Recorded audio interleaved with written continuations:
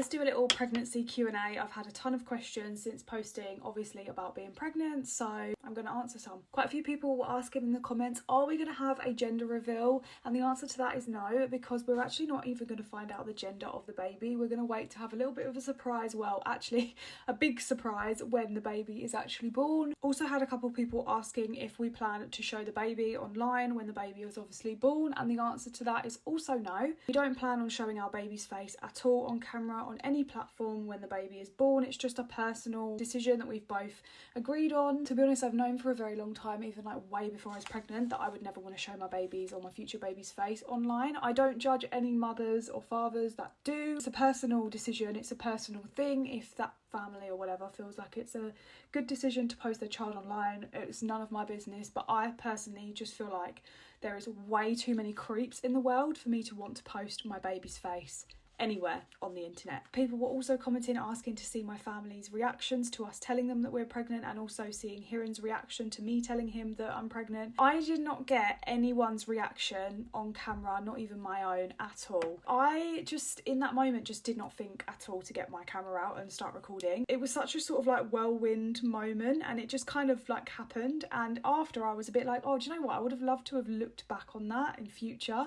and seen it recorded, but it just didn't happen like that.